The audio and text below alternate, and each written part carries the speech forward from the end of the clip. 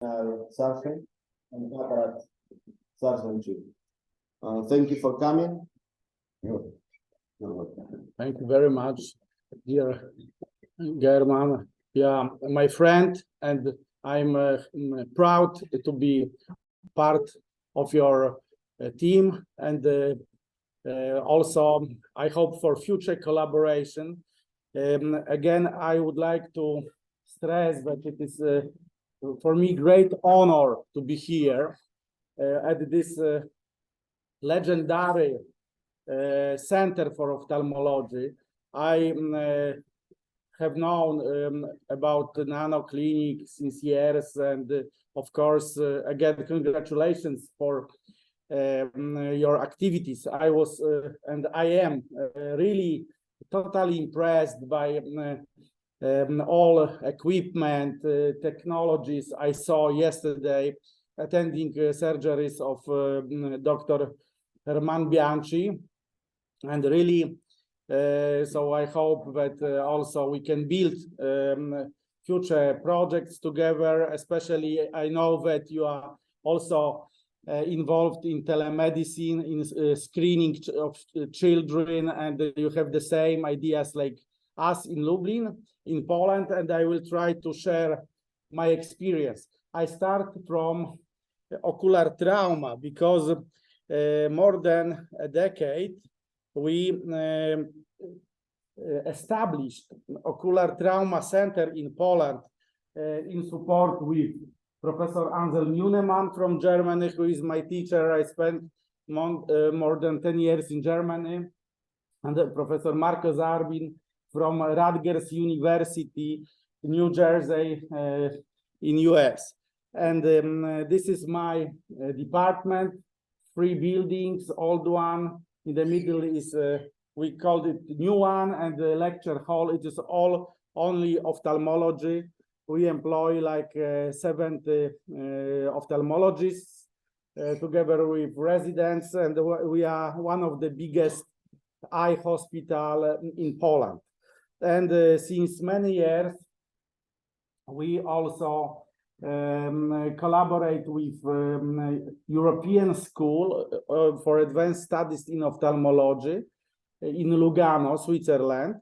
I am proud to collaborate with Professor Giuseppe Guarnaccia.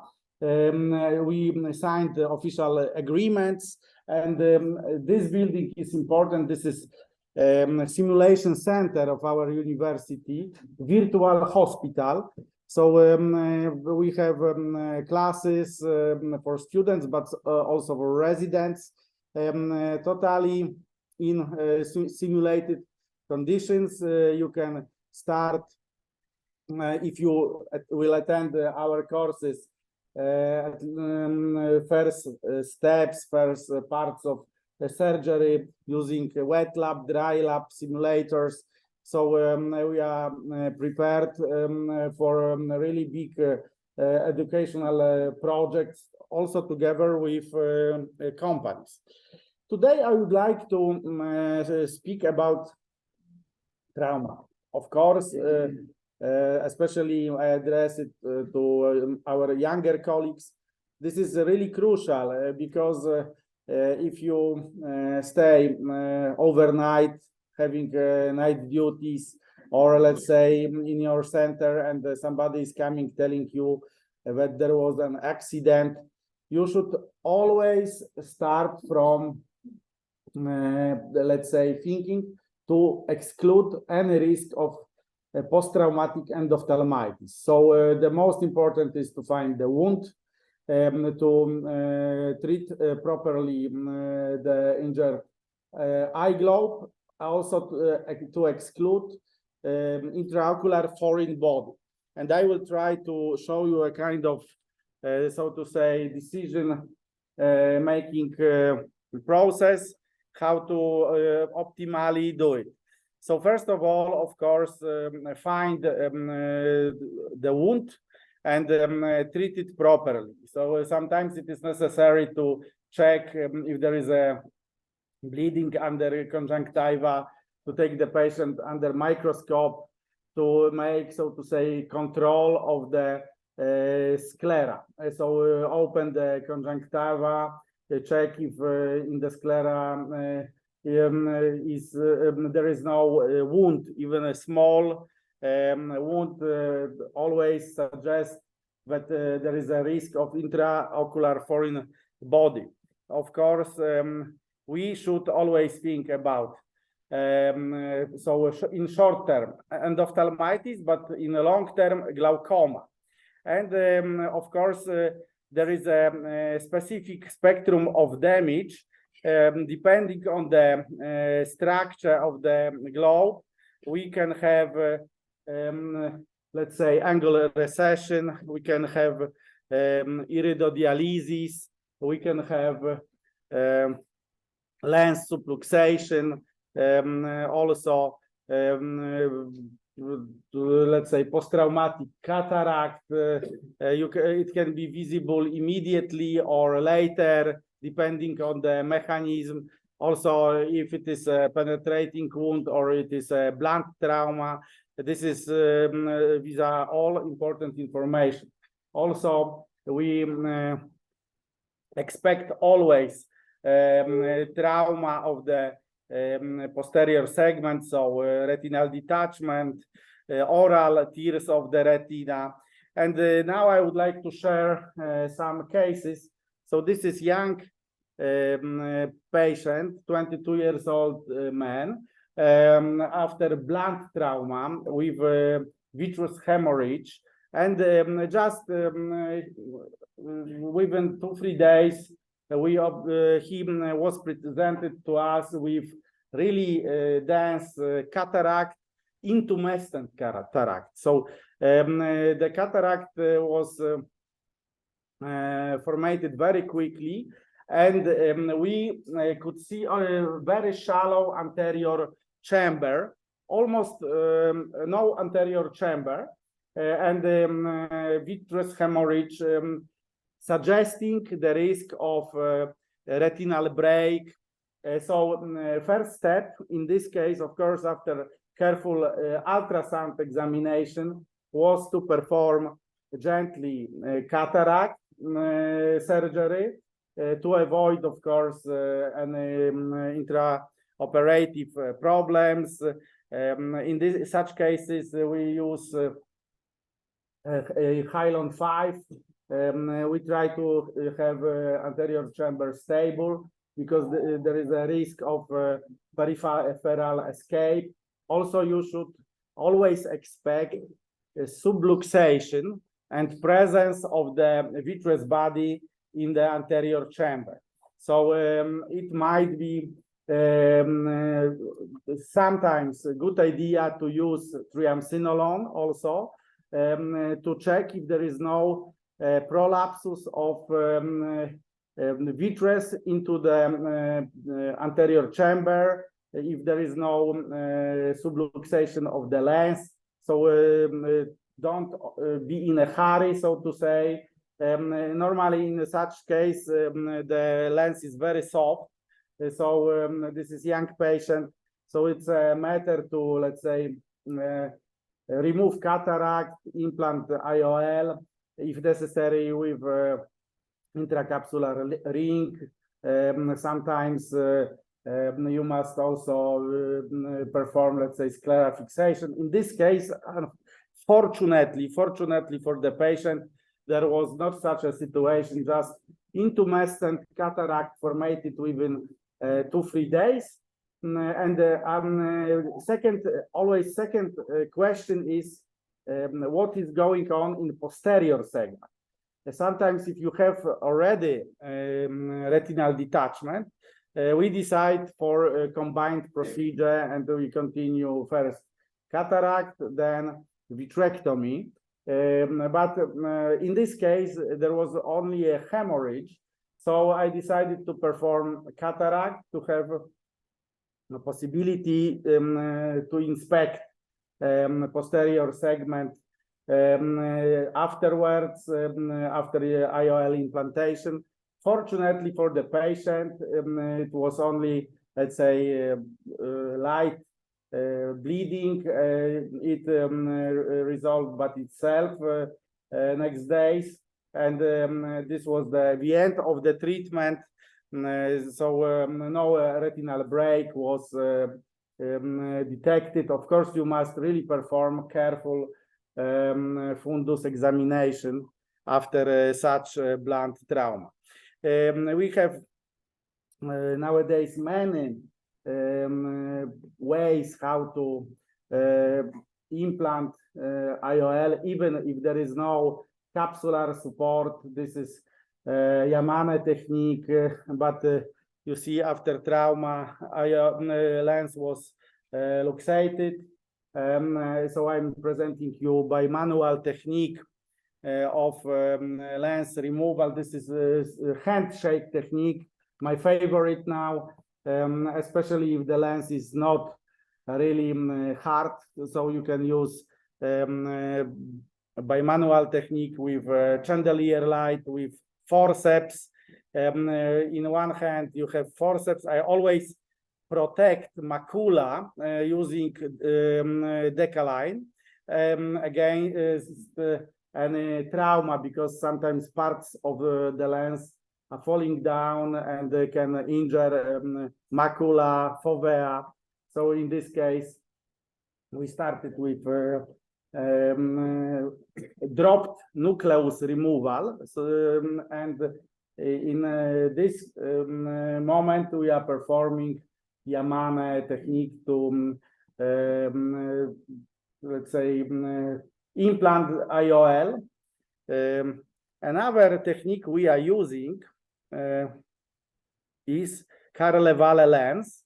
This is lens demonstrated and of course developed by Dr. Carle-Vale, and it is quite interesting lens. You can implant it without suture. It has special haptic. You place haptics, T-shaped haptics into special scleral pockets. We are using in Lublin, so to say, our small modification, nothing big, but we just cut through the conjunctiva and sclera. We then create pockets, and you can place haptics into these pockets, and then just put one single suture, vicarious suture through the conjunctiva and sclera, just to for better healing. So you can see this is this lens. In Europe, it's quite popular, especially in Italy, but it is a kind of competition. I could see last time in Trieste, there was a big congress, but there is a competition between Yamane and Carle-Vale. Some surgeons prefer one technique, some surgeons other technique. It is really stable lens. If you implant first haptic, then second is quite easy. Of course, I must tell you that now there is a big discussion also. I have heard Dr. Canabrava, Dr. Yamane, that they suggest to combine this kind of scleral fixation with pars plana vitrectomy to avoid tractions. And I must agree, because sometimes my anterior segment colleagues perform Yamane, for example, and after 2 months, the patient is coming to me with retinal detachment. Of course, the colleagues who did the first surgery don't care anymore, and then we observe percentage of retinal detachments due to traction of the vitreous. Probably if the vitreous is not removed, if you don't perform really so pars plana vitrectomy, or at least careful and really broad anterior vitrectomy, there is a risk of retinal detachment. I would like to present you a new technique introduced by Dr. Omid Kermani from Cologne. Dr. Omid Kermani is a famous anterior segment surgeon running a private center in Cologne. And of course, he's working also on new technologies, innovation. And he invented new IOL, anterior chamber IOL, a foldable one for aphakia. And there are first results quite promising, I must tell, really promising. So this is how it looks, this IOL. And he already performed several implantations. I am planning to join the project in Lublin. You see just descriptions of, let's say, indications in 3 cases. And it is really careful follow-up, checking also so many parameters. Dr. Kermani presented these results. Altogether, I think he has 8 cases implanted so far. I will show you the results of his 3 cases, but results are really convincing. Patients look really good, and it is really very fast, elegant procedure. So we will follow the project. We will inform about results. But so the question mark is if we will come back to anterior chamber lenses or not. This is still open question. But there are, let's say, projects on this field as well as, and I wanted to inform. So blunt trauma, as you can see, there are, this is, in general, trauma is terra incognita. You must really, every case is different, unique, individual, and that is why you should always be prepared for many options how to treat it. So we, on the left hand is a surgery of my co-worker, Dr. Dariusz Hasz.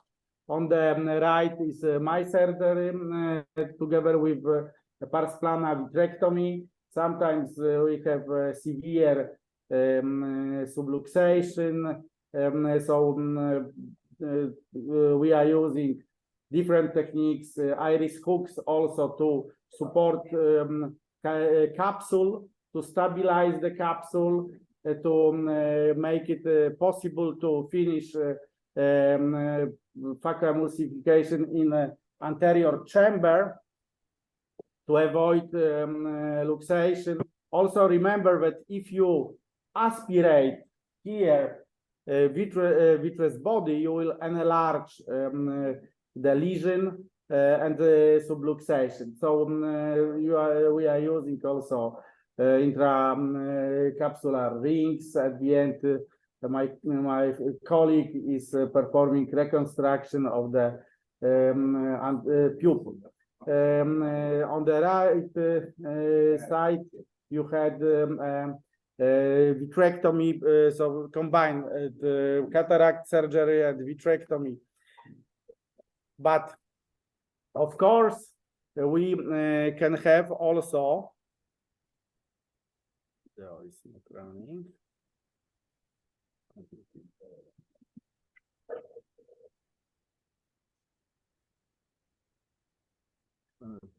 Okay, it will be better. So, if you have a corneal wound, remember that your VR colleague probably will need good cornea to see the retina. So, sutures should be put in a special way, really in a strategic way. We are using Rose-Hayes technique. So longer suture near the limbus and shorter sutures to the center of the cornea to reconstruct also cupula of the cornea and to make astigmatism lower. And also at the end, it is important to have proper healing. So we put suture through so full thickness sutures to avoid edema of the wound, especially if we have also in parallel problems with the retina, because normally after such surgery, I come next day and I want to perform vitrectomy if there is a need, of course, indication. So this is really crucial. Again, coming back to endophthalmitis.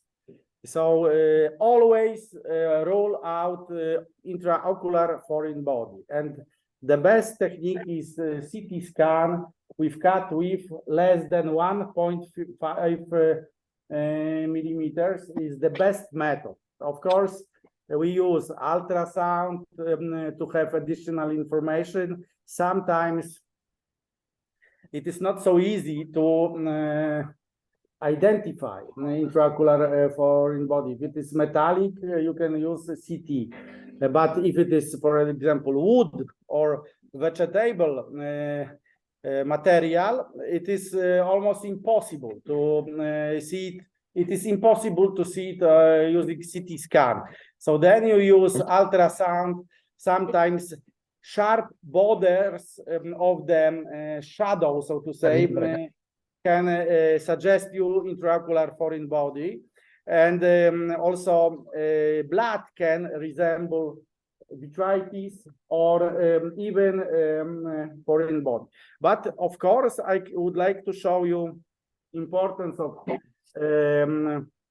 UBM, because UBM can show you intraocular foreign body in anterior chamber, anterior segment. If it is close to the sclera, it can be, let's say, identified if it is intrabulbar or still outside sclera. So UBM is really important. And also there are tricky situations, like here, this young patient was sent to us from another center where my colleagues tried to remove metallic intraocular foreign body, and probably not having proper forceps, they pushed this intraocular foreign body to the angle, and it was totally hidden. So I could see it on CT scan, but even using, you see, I use special gonioscope, gonio lens during surgery to see finally after cataract surgery, but he had already siderosis. So it was a long-term treatment because metal was too long in the eye globe, but finally we could help him. And this is special case, and you know, this is my, since more than a year, my reality. I am helping also patients from Ukraine after war injuries. And this is the lady, she came totally blind, and with after a cassette bomb explosion. So I performed bilateral cataract surgery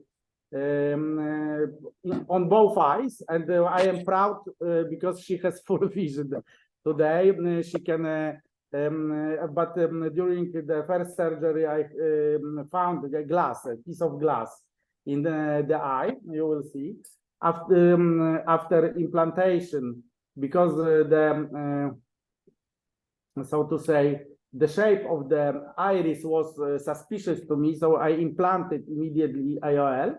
And behind the iris, there was a really sharp piece of glass.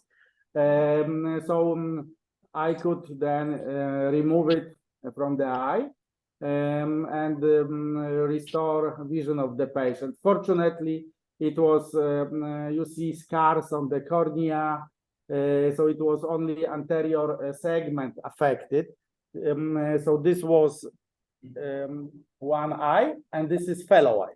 Bilateral cataract surgery, just one after the other. Fortunately, this eye had no intraocular foreign body, but also quite tricky surgery, and I didn't know what if the posterior capsule is injured or is intact. So also sometimes you must cut the anterior capsule. It was fibrotic. The lady was young, so it was easy to remove to implant IOL to the back, capsular bag.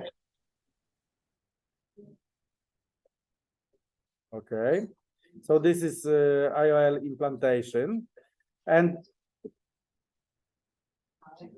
this is the voice from my video showing that the family is okay now. Also, children were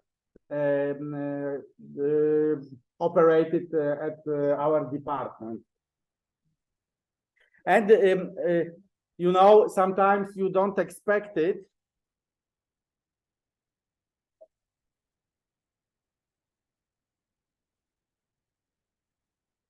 You don't expect it, but you can be followed at your results of the surgery by BBC, you know, and I had to report in free, so to say, interviews, what's going on with my patients. This was a live interview between Lublin and London in prime time. So sometimes it is really stressful for you and for the patient. So continuing, very crucial is to treat posterior segment. We tell in traumatology, we tell that lens is a kind of, you know, color of the car, but retina is an engine, you know, so always think about retina. And even sometimes it is a good idea to not to implant IOL, or to think about this secondary implantation if there is no capsular support, of course, but treat retina properly to save not only the structure of the eye, but also vision. I'm showing you this case. So first I removed cataract, and now we can see a piece of metal. And this is important to have a proper strategy. In this case, this was a young patient. I preferred to implant the lens to the capsular bag, and I created additional sclerotomy using chandelier light. I am a great fan of chandelier light, and by manual technique, I grasped this metallic intraocular foreign body. Always try to use a second forceps to keep it in a proper way, and really, let's say, to have to be sure to remove it like this, to avoid also falling down on the macula. So after removal, we close the sclerotomy, and of course, you can see this is a 25 gauge system. So the size of intraocular foreign body was so big that I used 20 gauge forceps. Now the surgery starts, because we should perform complete vitrectomy. So it is difficult to induce PVD. Normally, I'm using 25 gauge needle to dissect gently to make a kind of opening in hyaloid. Then using vitreous cutter, we can continue with PVD. But of course, we look for every tiny suspected retinal break. We use laser to treat retinal breaks. In this case, the result was really good. It was full vision. So we were happy to help the patient. I left SF6 in the, so again, having IOL in capsular bag, it was easy to use gas at the end of the surgery. This is complicated case. This is a 3D video, so that is why it is doubled. I only would like to show you part of it because at the end I have the last video from last week, and I will spend some time longer on it. But you can see sometimes you should really plan the surgery, because here you can see giant intraocular foreign body, very big, very sharp. So I started from suturing the cornea. Then we try to remove the lens, at least to have anterior capsulorhexis. So in this case, we cut, because there is a big lesion of the lens, of the capsule. So we cut the capsule and continue to have capsulorhexis. And the most problematic is very sharp intraocular foreign body hanging just in front of the macula. So one move too much and you destroy the eye, you know. This is really like dense on a thin ice. I can compare it. So you must be careful. You must not be in a hurry. You perform capsulorhexis. This is a very soft lens. So in this case, I always suspect prolapse of vitreous body, even to the lens. So I use immediately vitreous cutter, not to aspirate vitreous, but just to cut slowly vitreous, and not to, let's say, enlarge any problem in the eye. So the video is a little bit long, but I would like to show you what is the, let's say, cause of this damage. And this is, it should be, the surgery should be like this: not too fast, think, observe what's going on, then you can help your patient at the end. And also in such cases, I will come back to this issue later on. We use in infusion line, we use vancomycin 0.2, so low concentration, because before we injected vancomycin, and we observed some toxicity in the macula. So now we use it in infusion line since years, and it works really good. So after this surgery, was not any problem with endophthalmitis. But again, the video is a little bit long, but at least to show you the, and the case finished with implantation to the sulcus, 3-piece lens, and using optical capture technique. But sometimes, so we can discuss if we implant now or later, and sometimes it's better to wait, because even for refraction you can measure the lens better. In this case, we measured for a fellow eye, but it was fortunate case, so there was no problem at the end. Even with the problem was, of course, with the scar, and it was like 0.3 vision, I don't know if my cornea colleagues decided for corneal transplantation or not, but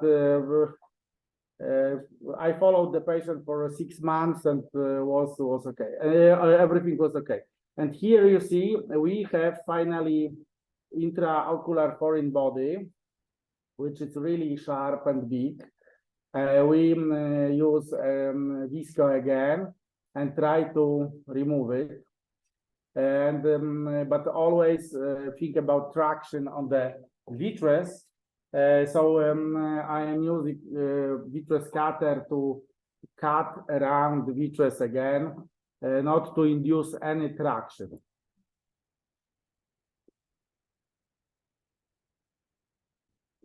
Do you know which kind of model is that? It was aluminium, because so it was businessman. I think first time in his life he decided to repair something without protective glasses. You know, this is also the so to say recommendation for our patients to use protective glasses for such activities. So it is really sharp. The shape is very tricky in this case. So you must remove and remove and remove.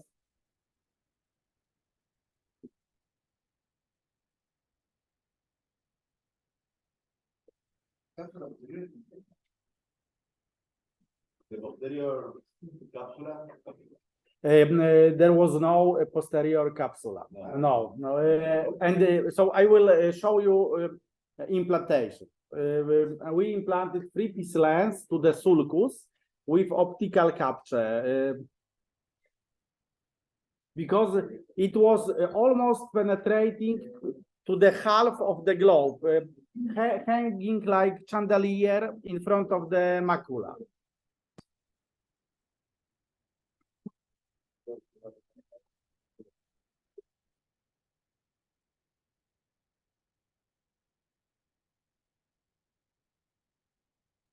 Slowly, gently, don't, let's say, pull it. And again, we should also use triamcinolones to stain vitreous body.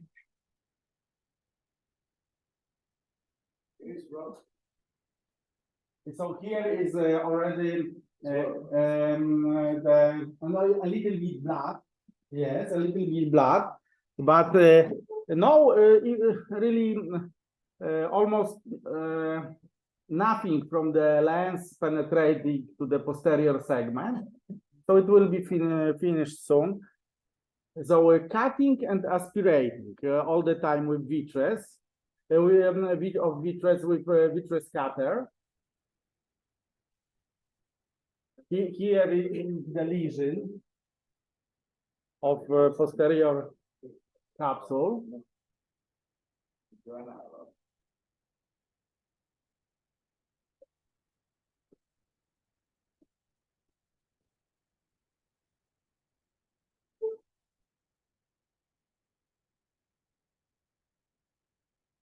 Herman, what do you think? What is your opinion? Would you act in different way than me here in this video?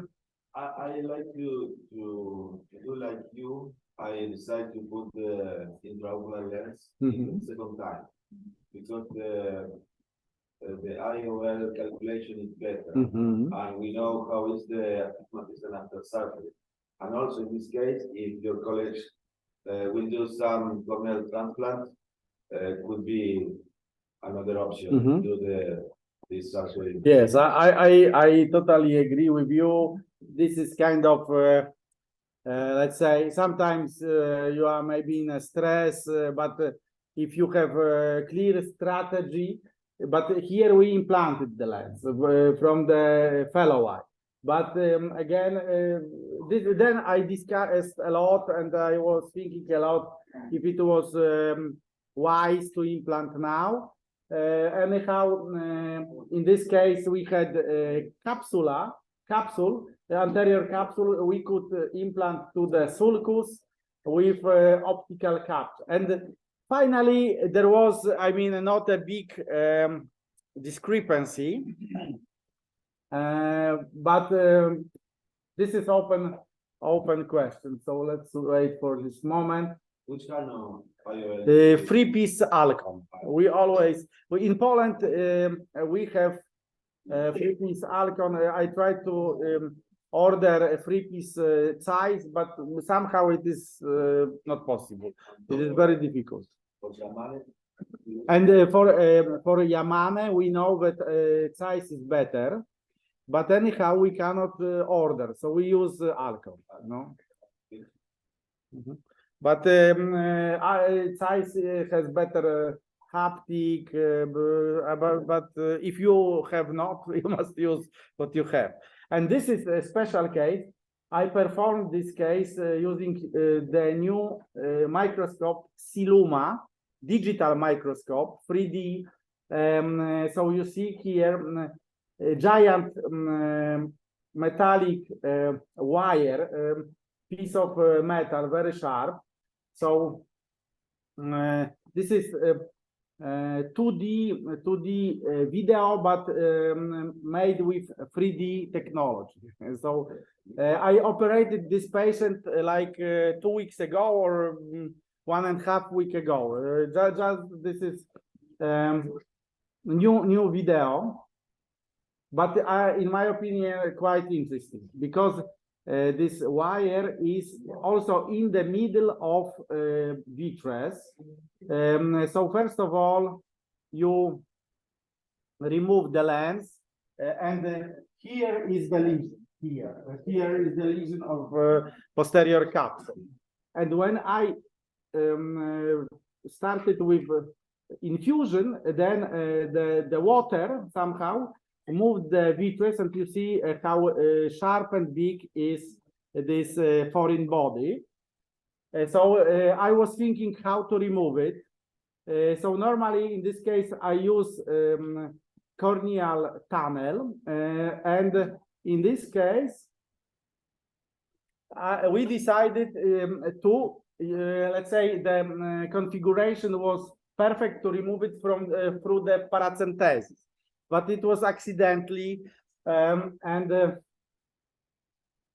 I would like to show you also fragments of vitrectomy, because Bausch and Lomb introduced new vital dyes for also for vitreous body instead of triamcinolone. So you can use it. It looks like orange. You will see this is orange substance. You can stain vitreous body very nice, nicely. This is instead of triamcinolone, the new product of Bausch and Lomb. So triamcinolone is inducing IOP. So to say peaks, and this is not. This is lutein. So this is not toxic for the retina, for the not inducing any IOP peaks. And this you see, you give like orange color, and you can induce PVD. So this is quite new. I tested it 2 weeks ago. Also, Bausch and Lomb introduced new blue dyes for macula surgery, and then we continue surgery, and it was complete vitrectomy, and you can see here again in media, national television of Polish television. And only I want to show you my patient, who is really perfect after this surgery. So, how do you find the new technology for the microscope, the digital technology? Is near to the same normal microscope? So this is the patient. Just only look at him, and thank you very much for this question. Herman. So he is already dismissed from the hospital. So okay, 6 years old girl, but I don't know if it is not too much for today. But we have really, so to say, severe cases. this girl was playing with, was treated with inhalator. And this is a plastic band from inhalator. She's 6 years old. And there was a metallic ending of this, just opened behind the iris, like a harpooning effect, you know. So and in another hospital they wanted to enucleate the eye, and they called me if I will try. Okay, and I used here a special technique. It is called T-shaped sclerotomy. I had a second part of this band, and also I could, we performed ultrasound, and I knew more or less how it can be located, what is the configuration. So I cut pars plana, creating T-shaped sclerotomy. And you see that in this region there will not be bleeding. So I grasp, yes, like this. And the girl can see now, you know. She had no retinal detachment. Yes, this was the big luck, you know, big luck. And you always should check if there is no incarceration of vitreous. And then in this case, we sutured the cornea. The cornea was sutured but by my co-worker, Dr. Ioannis Malias from Greece. He assisted me to this, and he's cornea surgeon. But the girl can see now. She is after a series of surgeries, but fortunately there was no retinal detachment, no PVR, no even a big bleeding. So this is really a unique case, so to say, very special case. Okay, let's go. This we can skip. So again, remember about endophthalmitis, avoid endophthalmitis. Some bacteria are really toxic, really aggressive, like bacillus spores. Within 24 hours, you can have panophthalmitis and really big risk for the patient. Also, Clostridium perfringens, the same clinical picture. So it is always good to observe the patient every hour. If there is a progression, perform vitrectomy. So we do like this, depending on the red reflex. We can think about intravitreal antibiotics, but if there is progression, we perform vitrectomy. I try always to perform PVD to avoid toxicity against macula, but sometimes it is difficult. Sometimes you can induce also retinal breaks. So, but don't wait too much. We also have many cases like this from entire Poland with Landers, folks, temporary keratoprosthesis, but this is the last, so to say, scenario. Better not to wait too long with your surgery. Then you can save the structure of the eye. Sometimes in selected cases, we had quite good results. But in most cases, if you remove silicone oil, you have phthisis. So really be careful. But this is really the last chance. Sometimes, yes, but it is not always. So, and now I would like to show you. So, of course, primary line of treatment of majority eyes with endophthalmitis should be vitrectomy, early, complete, and with vancomycin in infusion fluid, but also sometimes ceftazidime, and if there is a fungal infection, voriconazole. This is another story. This is telescopic lens. I would like to show you my first patient. This is my center. My office is here as a vice rector, and this is surgery we performed like in July, more or less. Let's go to the patient. So this is lens for people with scars, with atrophy in macula. So, but also with cataract. So not pseudophakic. This is important.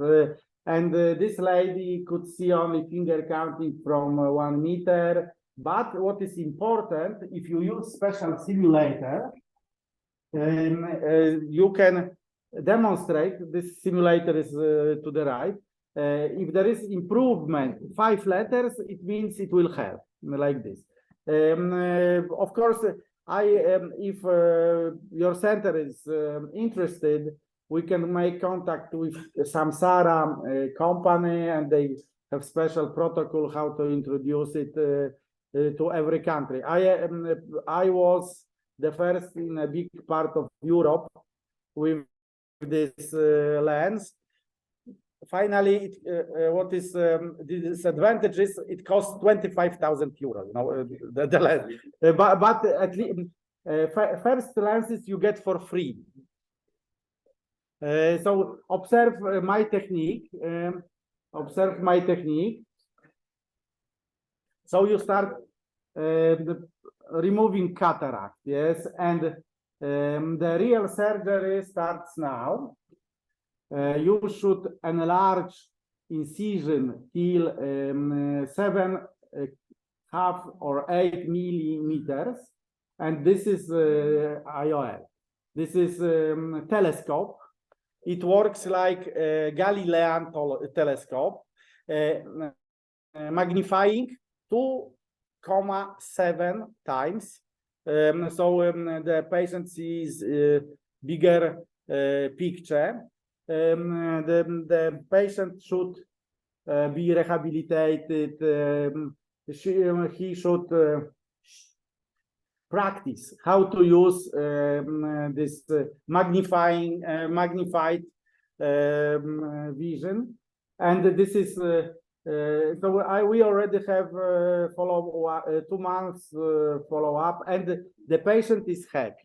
The patient is happy. She can see much more.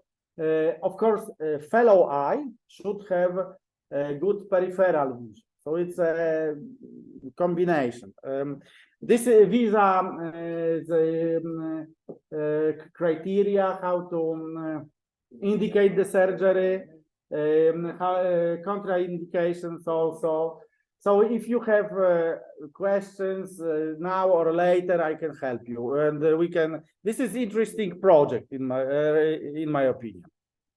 Mm-hmm. I would like you to ask a question about glaucoma. Mm-hmm. I would like to know your approach when we know that a frequently a complication in trauma is glaucoma. Mm-hmm. I would like to know your approach when eye drops, it's not enough to control IOP. We either know that laser trabeculoplasty is not. Mm-hmm. So I am not a glaucoma specialist, but the second part of the talk is talk of Professor Juneman, because we share the topic, and Professor Juneman is a great surgeon, glaucoma surgeon, and so quite often we, depending on the IOP, but I know that in my hospital, my colleagues implant Ahmed valve, for example, yes? But I don't want to tell too much because I'm not doing this. So, but what I am doing is to introducing telemedicine in early diagnostics of diabetic retinopathy and the diabetic macular edema and other diseases like AMD, for example, and so on. This is the project shared with Professor Marko Zarbin from Rutgers University, and we have special van going to small villages in Poland, in my region, and they take photos, fundus photographs, sent to our department. In US already they use INUC, special artificial intelligence algorithm, but we are trying in Poland to have our own Polish. So my IT specialists now work to create Polish artificial intelligence applications and algorithms. It looks like this, non-mediatic, really fast fundus photograph. We can also perform OCT, and then we check symptoms of the diabetic macular edema. But this is in progress. Till December we will finish more or less 7,000 patients. Now we examined 6,000, and we have budget from the government. So I think it is a really new direction, also with a screening of children at schools for refractive errors. Also, we have a project for keratoconus. So I will be happy to collaborate with you to share the observations and results. So I think that's all for today. Thank you very much for your attention. Thank you.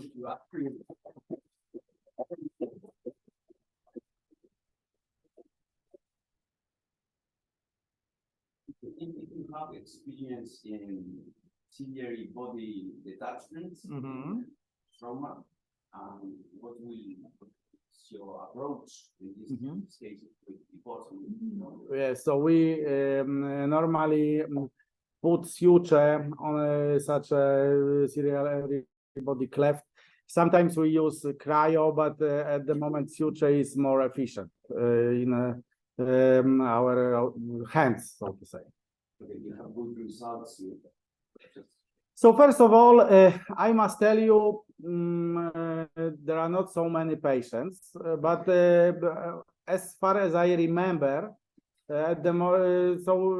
results are really good. In a selected few cases. Thank you. Thank you, Doctor. My pleasure.